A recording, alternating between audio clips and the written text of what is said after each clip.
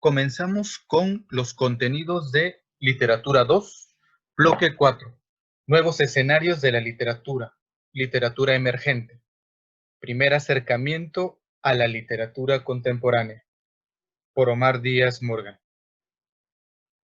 Propósito: descubre los diferentes formatos de la literatura actual, reconociendo las distintas maneras de expresión de sentimientos ante las problemáticas sociales, respetando la diversidad y mostrando apertura al cambio. Habilidad: identifica los diferentes formatos de la literatura.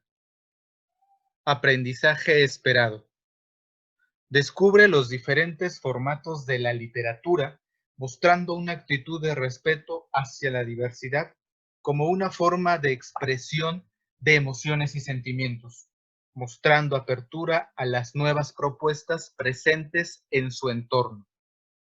Literatura contemporánea. Como marcan los programas de estudio de Literatura 1, en el bloque 3 se abordaron contenidos de la literatura contemporánea, que corresponde a la más reciente de las grandes épocas en las que se divide la literatura. Aunque algunas de las raíces inmediatas de las búsquedas estéticas de este periodo pueden hallarse en la época moderna, los grandes conflictos bélicos de la mano del desarrollo de la ciencia y la tecnología y los cambios sociales producto de todo ello fueron caldo de cultivo en el cambio de los derroteros del arte y la literatura.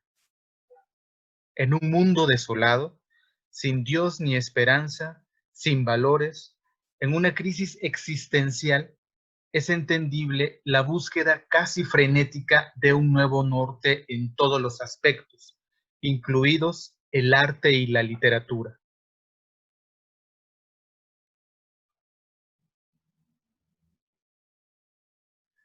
Vemos aquí dos imágenes. La primera en aparecer, una explosión atómica, 1945, Japón.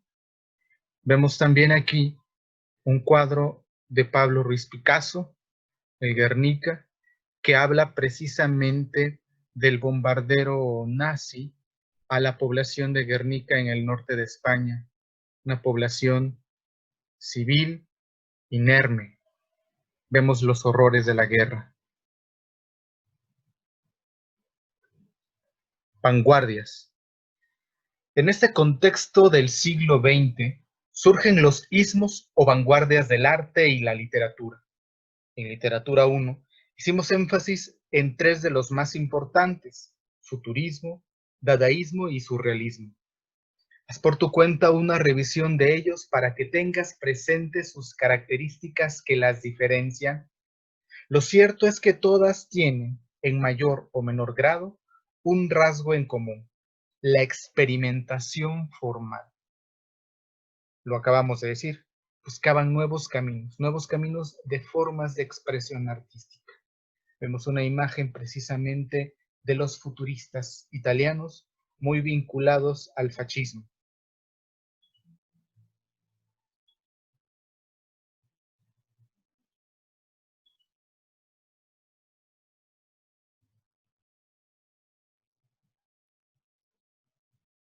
Nuevos derroteros. Una de las nuevas constantes del arte y la literatura contemporáneos es la casi total ausencia de juicios morales a partir de parámetros religiosos. Si bien es cierto que esto comienza a finales de la modernidad, a partir de la época contemporánea se afianza y generaliza una visión del mundo que puede considerarse sórdida desde la ideología conservadora. Obras literarias que presentan antihéroes como personajes principales, mundos realmente oscuros donde la naturaleza del ser humano, la naturaleza inclinada al mal, está presente.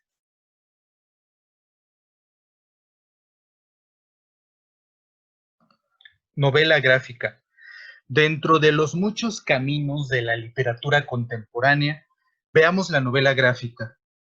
Esta manifestación estética abreva en la historieta o cómic de donde toma las secuencias icónico-verbales y los otros recursos que la distinguen, como las viñetas, los dibujos, los globos o bocadillos y las deltas, con el engarzamiento de todos estos medios en función de una historia contada.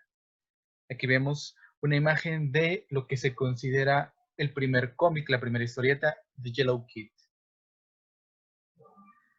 La novela gráfica nace en Estados Unidos en el último cuarto del siglo XX, concretamente en 1978, con la publicación de Contrato con Dios de Will Eisner. En posteriores videos abordaré más sobre esta interesante manifestación estética.